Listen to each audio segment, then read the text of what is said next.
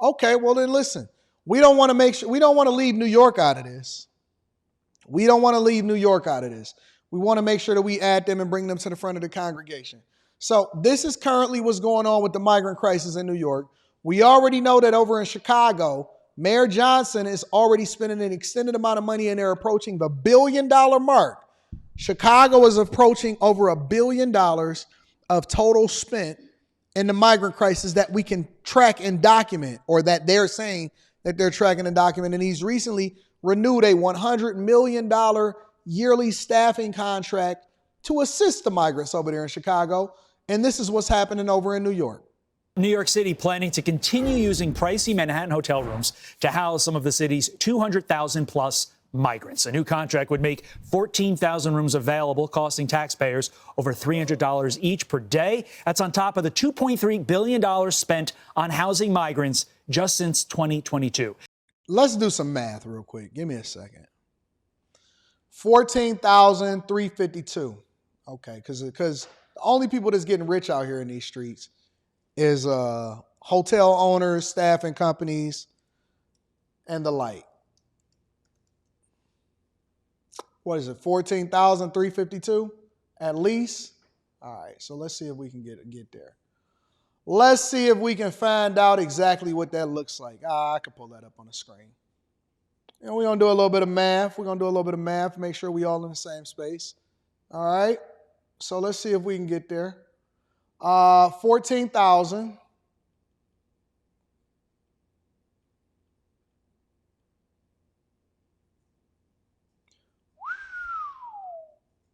That's per day. That's $5 million. Is that $5 million per day? That can't be right. 14,352. That's $5 million per day. Hold on. Wait a minute. 14,000 at 352 is a per diem cost, and they've already spent $2.3 billion.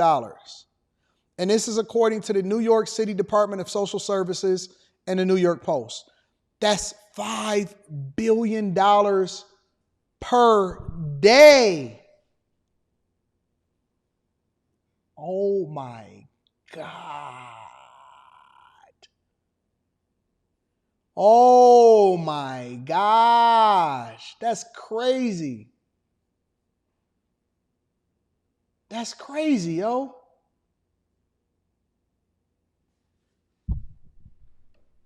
And that's just in rooming and board. That ain't got nothing to do with food, the free money that they giving them, the groceries, the EBT cards. That ain't got nothing to do with schooling, policing, staffing, nothing. That's just housing. Man, if you live in New York City and you see that come across your screen, how do you feel about that? If you live in New York City and you see these numbers come across your screen, and New York say, you know what, listen, guys, the migrant crisis is tough, but we got to keep it going. And we got to keep it going. How do you feel when you see those type of numbers come across your screen? That's crazy. That's insane. Vicki Paladino is a New York City councilwoman who opposes the plan. She joins us now. Vicki, why is New York City doubling down on taking resources from its own residents and giving them to... And people are paying those taxes. So that don't just come out of nowhere. It don't just come from some random source. People are paying the taxes. That's your money. So when you go to work every day and then you look at your paycheck and it say FICA, federal, state, and some other random things that we don't even know what it is, that's your money, that's your money, big dog. When you go to the store and you got to pay this 6, 7, 8, 9, 10% sales tax, depending on what city you in, that's your money, dog. When your schools is underfunded and they got graffiti all over the walls and they can't get no new iPads, that's your money. $5 million a day. Housing alone. illegal migrants. You know, we've been talking about this now for 2 years. And it's almost like we're pressing the reset button. Once again, we need more. What does that mean? We got 150 right now New York City hotels being taken over by migrants. The cost is $2.3 billion. No, it's closer to $5 billion. Wow. So, you know, don't forget the debit card that goes with that. It's a free pass. 14,000 more rooms. Now, also, let's think about this. There's been a little lull here in bringing up the migrants and the what's going on here with the illegals and what it's costing the city. We've kind of taken a bit of a hiatus because other things have been deflecting from the point that this problem still very much exists. And it's only going to grow. There's no end in sight. 14,000 more hotel rooms. That means they're going to branch out now more so. That's more hotel rooms. Into the outer boroughs, quite possibly to more independent hotel owners, making them millionaires who are struggling, making them millionaires overnight. Yeah, people are getting rich off of that. Millionaires. It's huge. So why are you, one of only a few people in New York City government, speaking out? It's so many people that's getting rich off of the migrant crisis. So now you can better understand the microeconomics and the macroeconomics that come along with policies from Democrats. Because a lot of people will sit there and they'll say, well, Anton, Trump is for the rich and Republicans are for the rich, but Democrats are for the poor. If you were a hotel owner and operator, who would you be voting for if you were operating a hotel in New York City, for example? If you were an executive and you were operating a staffing company or a transportation business,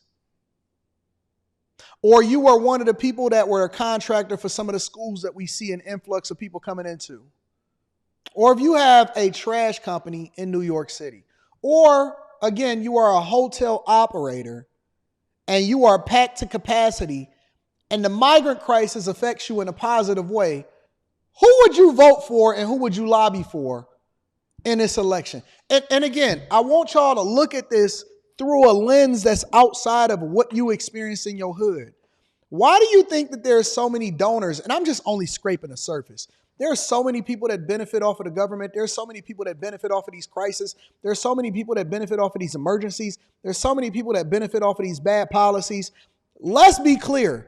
There are people that are being made millionaires and billionaires every single day under the Kamala Harris-Biden administration, and it's not just because they great capitalists. There are people that benefit every single day, and they are 100% killing it. And it's not just because they just good at business. Of course there are millionaires that's being made every single day. Of course there are millionaires that's being made every single day. Why would people that are in this industry want the migrant crisis to stop when they then have to market themselves to the general public or to visitors in New York City when they automatically is making $5 million a day in new hotels? Why would they want this to stop? If you was in that business, would you want to stop?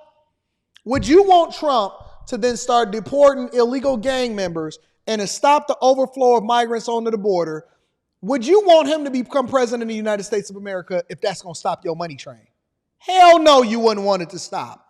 It's a reason why things happen, and y'all got to start looking through the eyes of more than just you. You got to look through the eyes of so many people that are affected or benefiting off of what these policies are and why they're leaving the border open. About this, aren't citizens going to their council people and saying, stop this. I'm tired of paying for something that doesn't help me. It, in fact, hurts me. It's a very good question. We have 51 council members. We have 9 that sit on what we call the Common Sense Caucus.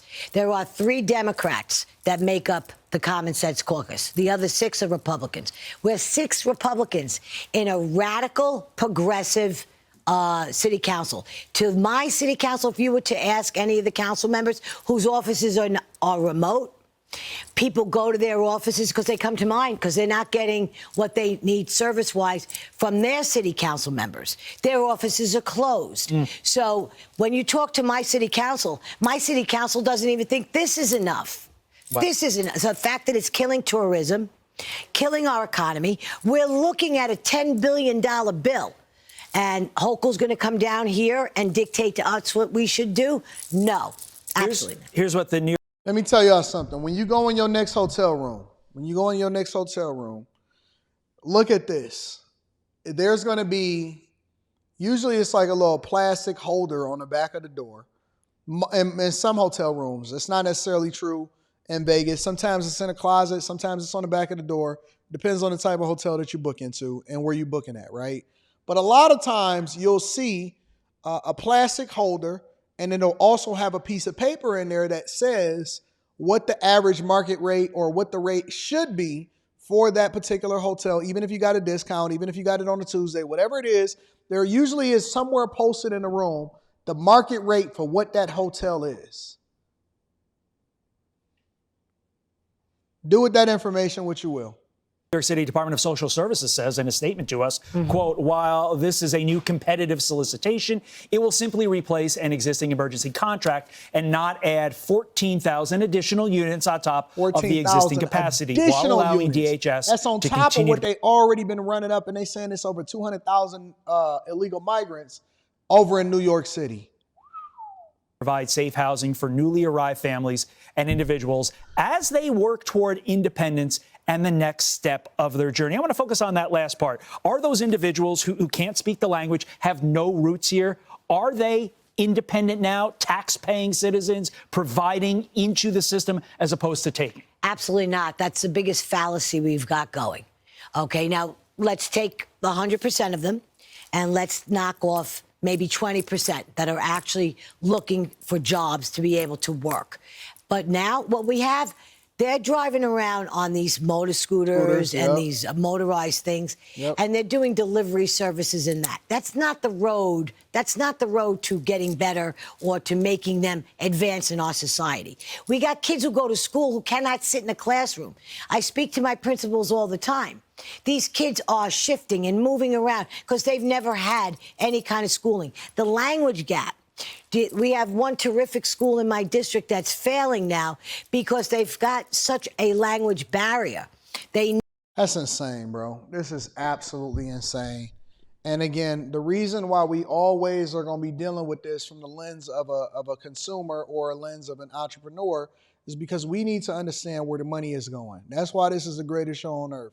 It's because we need, at the end of the day, to understand where the money is going, because it certainly ain't going into your communities. It's flowing out of your communities in order to make a certain demographic of people and business owner rich. Congratulations to the Democratic Party.